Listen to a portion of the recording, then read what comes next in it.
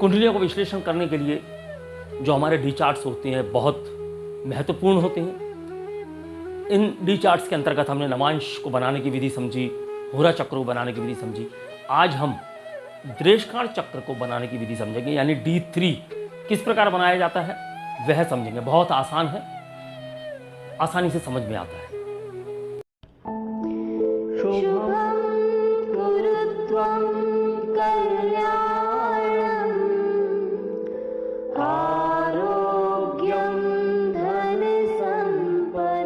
नमस्कार दोस्तों, astrological miracle के आज के इस वीडियो में मैं राजेश कुमार पुरी, आपका ज्योतिष मित्र, आप सभी का हार्दिक अभिनंदन करता हूं। हमारे इस चैनल पर हम ज्योतिष शास्त्र के विभिन्न पहलुओं पर गहन अध्ययन कर रहे हैं। इस अध्ययन के अंतर्गत हमने भावों को, नक्षत्रों को, राशियों को, ग्रहों को, सभी को पढ़ लिया है। अब हम धीरे धीरे प्रेडिक्शन की ओर बढ़ रहे हैं, यानी कि हम किसी कुंडली का यदि विश्लेषण करें तो किस प्रकार से हम उसकी बारीकियों को समझ सकते हैं, किस प्रकार से हम प्रेडिक्शन कर सकते हैं, इन सब बातों को समझ रहे हैं। तो आज तक के जितने भी वीडियोस हमारे शून्य से शिखर नाम की श्रृंखला में हैं, उन सभी को आप आई बटन में क्लिक करके वहां जा सकते हैं और देख सकते हैं। वर्तमान में हम चला रहे हैं षोडश वर्ग। षोडश वर्ग में आज हमारा 5वां पाठ है। इससे पूर्व हमने षोडश वर्ग की श्रृंखला में षोडश वर्गों को समझा, यानी कि जो 16 वर्ग होते हैं उन्हें समझा कि किस पर्पस से, किस कारण से उन्हें प्रयोग किया जाता है। फिर हमने अगले वीडियोस में नवांश को बनाने की 2 विधियां समझी। फिर उससे अगले वीडियो में हमने होरा चक्र, जिसे आप D2 के नाम से जानते हैं, उसे बनाने की विधि भी समझी। आज हम द्रेषकाण की चर्चा करेंगे और इस श्रृंखला में जितने भी हमारे वीडियोस हैं उन्हें भी आप आई बटन में यहां क्लिक कर सकते हैं और देख सकते हैं। और फिर हमारे द्वारा उपलब्ध कराई जानकारी अगर आपको अच्छी लगती है, उपयोगी लगती है, सटीकता के नजदीक लगती है, गहराई को छूती हुई लगती है, तो आप सभी से मेरा अनुरोध है कि वीडियो को लाइक करें, चैनल सब्सक्राइब करें और बेल आइकन का बटन दबाएं, ताकि आने वाले ज्ञान के वीडियोस के नोटिफिकेशन आपको समय से प्राप्त हो सके। आज हम पढ़ रहे हैं द्रेषकाण यानी कि D3। सबसे पहला जो प्रश्न उठता है, D3 बनाते कैसे, या यूं कहिए कि उससे भी पहले प्रश्न यह उठता है कि D3 का प्रयोग क्या होता है। छोटे भाई बहनों को देखने के लिए पराक्रम भाव का ही विस्तारीकरण है। हम पराक्रम को भी यहां से समझ सकते हैं, छोटे भाई बहनों को यहां से समझ सकते हैं। हालांकि यहां ज्यादातर छोटे भाई बहनों से संबंधित ही चर्चाएं होती हैं, लेकिन द्रेषकाण का अपना एक महत्व है। चूंकि यह 10 डिग्री का एक भाव होता है और 3 डिग्री 20 मिनट का एक भाव नवांश होता है। इसकी ऊर्जाएं भी हमारे लग्न में परिलक्षित होती हुई दिखाई देती हैं, नक्षत्र के पीछे इसकी ऊर्जाएं भी दिखाई देती हैं। इसलिए द्रेषकाण को पढ़ना भी अत्यंत आवश्यक है। तो आज हम समझेंगे द्रेषकाण को बनाते कैसे हैं। देखिए, द्रेषकाण को बनाने की विधियां तो वैसे ही हैं, बस यहां पर थोड़ा सा अंतर आ जाता है। सबसे पहला अंतर यह आता है कि जिस प्रकार से हमने पढ़ा था कि नवांश एक भाव का 9वां हिस्सा होता है, 9वां अंश। इसी प्रकार जब हम द्रेषकाण की बात करते हैं तो यहां D3 से आप समझिए कि एक भाव का 3रा हिस्सा, यानी कि एक भाव 30 डिग्री का होता है। जब हम तीसरे हिस्से की बात करते हैं तो यहां 30 को जब हम भागित करेंगे, यूं कह लीजिए 3 से, तो हमें प्राप्त होगा 10 डिग्री। यानी किसी भी भाव में 10 डिग्री तक जो भी ग्रह है, यानी कह सकते हैं 0 से 10 डिग्री पहला द्रेषकाण, फिर 10 डिग्री से 20 डिग्री दूसरा, और 30 डिग्री से 30 डिग्री तीसरा। यहां आपके द्रेषकाण जो है इस प्रकार से निर्धारित होंगे, यानी प्रत्येक 10 डिग्री में जो भी ग्रह आता होगा वह एक द्रेषकाण के अंदर जाएगा। यानी कि अगर 0 से 10 है तो पहला 10 से 20 है तो दूसरा 20 से 30 है तो तीसरा, इस प्रकार से। जैसे हम यहाँ लग्न को समझेंगे तो लग्न यहाँ 9 डिग्री 28 मिनट का है। अब 9 डिग्री 28 मिनट यानी कि पहले ही दृष्टिकोण में 0 से 10 डिग्री के मध्य में यह आता है, तो यह पहला दृष्टिकोण हुआ। लेकिन अब इसकी गणना कैसे करनी है? पहला दृष्टिकोण अगर हम यहाँ लिखते हैं लग्न का, तो चूंकि यह वृषभ राशि है तो हम यहाँ वृषभ लिख देंगे। नहीं, अभी हम यहाँ वृषभ नहीं लिखेंगे, हम यहाँ पर जो गणना है उसे समझेंगे। जब भी कोई ग्रह पहले दृष्टिकोण में होगा उसकी गणना वह जिस राशि में उपस्थित है, यानी कि जब हमने लग्न की बात की तो लग्न यहां पर वृषभ राशि में है। जब वृषभ राशि के लग्न की हम बात करेंगे तो पहला दृष्टिकोण यहीं से गिनती होगी तो यहीं पर स्थापित हो जाएगा। तो यहां पर जाहिर सी बात है वृषभ लग्न ही आएगा। अब बात होती है दूसरे दृष्टिकोण की। दूसरा दृष्टिकोण हम कहेंगे पहला भाव से ही हम यूं समझेंगे, यानी जिस भाव में ग्रह उपस्थित है उसी से गणना होगी तो वहीं वह स्थापित हो जाएगा। अब जब दूसरे दृष्टिकोण की बात होगी तो दूसरा दृष्टिकोण जिस भाव में ग्रह स्थित है वहां से पंचम भाव से गणना प्रारंभ है। यानी कि अगर हम लग्न की बात करें, मान लीजिए कि लग्न आपका दूसरे दृष्टिकोण में यानी 10 डिग्री से 20 डिग्री के मध्य आता है, तो हम जब यहाँ से गणना प्रारंभ कर रहे थे पहले दृष्टिकोण के लिए, अब हम यहाँ से गणना प्रारंभ ना करते हुए हम यहाँ से पहले गिनती करेंगे 1 2 3 4 5, तो हम यहाँ से गिनती प्रारंभ करेंगे। तो दूसरा दृष्टिकोण हुआ तो 1 2 यहाँ पर स्थापित हो जाएगा, यानी तुला का लग्न बनता है। लेकिन चूंकि यहाँ पहला ही दृष्टिकोण था, हमने पहला ही दृष्टिकोण स्थापित कर दिया। उसके बाद में इसकी राशियों को भी स्थापित कर देती हैं। मिथुन, कर्क, सिंह, कन्या, तुला, वृश्चिक, धनु, मकर, कुंभ, मीन, मेष। अब हमारी राशियां भी स्थापित हो गई।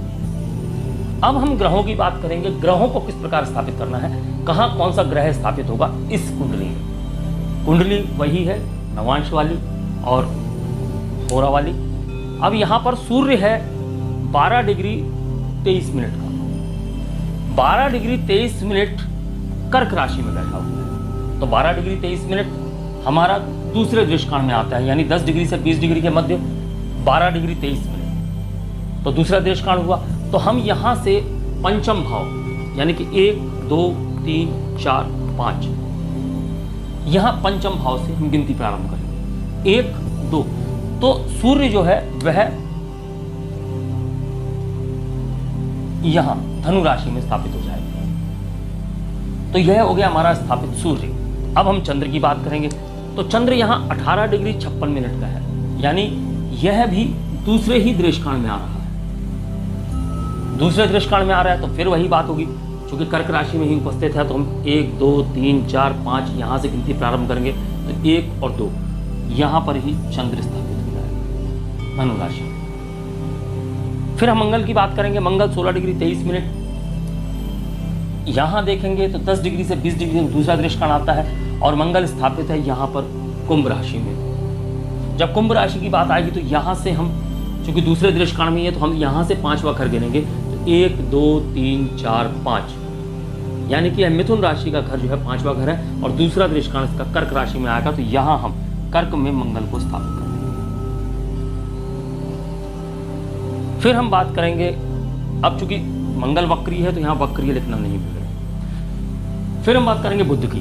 बुध 4 डिग्री 54, यानी कि पहले ही दृष्टिकोण में 0 डिग्री से लेकर 10 डिग्री तक पहले दृष्टिकोण में। और पहले दृष्टिकोण में जब स्थापना की बात करते हैं तो भाव में ही स्थित किया जाएगा, यानी कि जिस राशि में वह बैठा हुआ है उसी राशि में उसे स्थित कर दिया जाएगा दृष्टिकोण चक्र में, यानी D3 में। बुध यहाँ बैठा हुआ है सिंह राशि में और उसका चूंकि पहला ही दृष्टिकोण है इसलिए यहाँ भी बुध सिंह राशि में ही रख दिया जाएगा। फिर हम बात करेंगे गुरु की।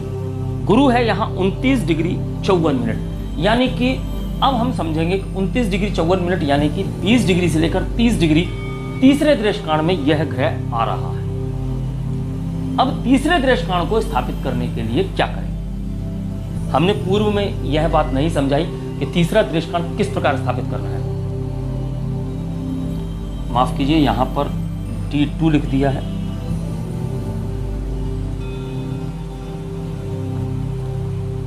यहां हम लिखेंगे दृष्टिकोण, यानी कि D3। चलिए, हम बात कर रहे थे कि गुरु की, तो गुरु 20 डिग्री से लेकर 30 डिग्री तक तीसरे दृष्टिकोण में है। तो तीसरे दृष्टिकोण को स्थापित करने के लिए कहां से गणना प्रारंभ करेंगे? तो तीसरे दृष्टिकोण को स्थापित करने के लिए हम नवम भाव से गणना प्रारंभ करेंगे। नवम भाव कौन सा? जिस भाव में, जिस राशि में ग्रह बैठा हुआ है, उससे नवम राशि से हम गणना प्रारंभ करेंगे। हम यहां भी गणना कर सकते हैं, यहां भी गणना कर सकते हैं। जब यहां पर लग्न बदल गया होगा तो हमें गणना करने में हो सकता है थोड़ी कठिनाई हो। हम किसी अन्य कुंडली को लगाकर भी इस बात को समझेंगे, लेकिन यहां पर हम गुरु को जब देखेंगे तो गुरु हमारा यहां बैठा हुआ है कर्क राशि में।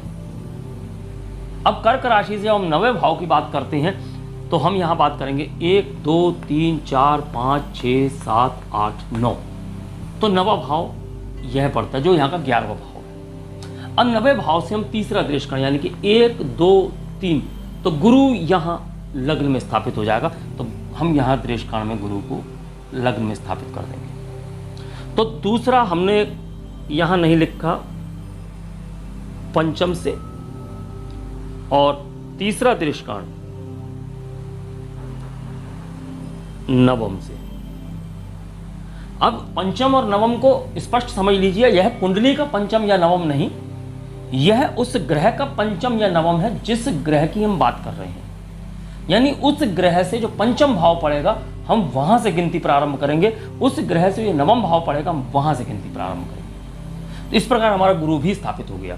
अब हम बात करेंगे शुक्र की। शुक्र यहाँ 6 डिग्री 54 मिनट, यानी कि पहले दृष्टिकोण में है 0 से 10 डिग्री।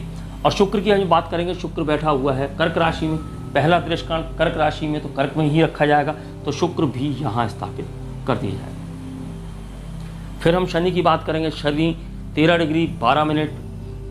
13 डिग्री 12 मिनट का मतलब है दूसरे दृष्टिकोण में, यानी कि 10 डिग्री से लेकर 20 डिग्री तक। तो हम दूसरे दृष्टिकोण की गणना पंचम भाव से प्रारंभ करेंगे। तो जहाँ शनि बैठा हुआ है वहाँ से पंचम, तो शनि यहाँ बैठा हुआ है धन भाव में, मिथुन राशि में, तो यहाँ से पंचम बात करेंगे तो हम यहाँ भी गिन सकते हैं। मिथुन से पंचम की बात करेंगे तो 1 2 3 4 5, यह पंचम हो गया। अब यहाँ से हम दूसरा दृष्टिकोण गिनेंगे तो 1 और 2, तो शनि यहाँ स्थापित हो जाएगा। अब जब राहु की बात होगी तो राहु यहाँ है 3 डिग्री 1 मिनट का। अब इस बात को आप अच्छी तरह से समझ चुके होंगे कि देखते ही समझ में आ जाएगा कि यह पहले दृष्टिकोण में है। पहले दृष्टिकोण मतलब जहां वह स्थित है उसी राशि में उसे स्थित कर दिया जाएगा। तो राहु यहां पर स्थित है लग्न में, तो यहां भी लग्न चूंकि वृषभ का ही बन रहा है तो हम यहां राहु को लग्न में ही रख देंगे। फिर हम केतु की बात करेंगे तो केतु भी 3 डिग्री 1 मिनट पर ही है, यानी कि यह भी पहले दृष्टिकोण में है, और केतु यहाँ सप्तम भाव में है। और चूंकि भाव में ही वह बैठेगा, हम जब प्रथम दृष्टिकोण की बात करेंगे तो उसकी गणना उसी भाव में होगी। तो यहाँ पर हम केतु को भी स्थापित कर देंगे। बहुत सरल है, T3 को बनाना बहुत सरल है। केवल इसी बात को ध्यान रखना है कि जब पहला दृष्टिकोण होगा तो भाव में ही रखा जाएगा जहां पर राशि बैठी है या लग्न बैठा हुआ है। जब दूसरे दृष्टिकोण की बात होगी तो पंचम भाव से गिनती प्रारंभ करेंगे जहां ग्रह बैठा हुआ है वहां से।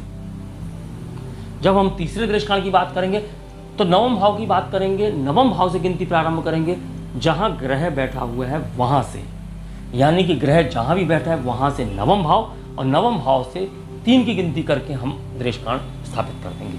तो यह हमारा दृष्टिकोण स्थापित हो गया। अगर यहाँ तक की जानकारी आपको अच्छी लगी हो, उपयोगी लगी हो, गहराई को छूती हुई लगी हो, सटीकता के नज़दीक लगी हो, और आपको बहुत आसानी से समझ में आया हो, तो आप सभी से मेरा अनुरोध है कि वीडियो को लाइक करें, चैनल सब्सक्राइब करें और बेल आइकन का बटन दबा दें ताकि आने वाले ज्ञान के वीडियोस आपको समय से प्राप्त हो सके।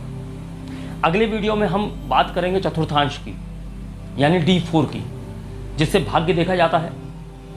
भाग्य की जो बारीक गणना होती है वह चतुर्थांश से की जाती है, D4 से की जाती है। हम D4 के बारे में चर्चा अगले वीडियो में करेंगे। तो अगले वीडियो तक के लिए मैं अपनी वाणी को विराम देने की आज्ञा चाहूँगा। नमस्कार, धन्यवाद। शुभं कुरुत्वं कल्याणम्।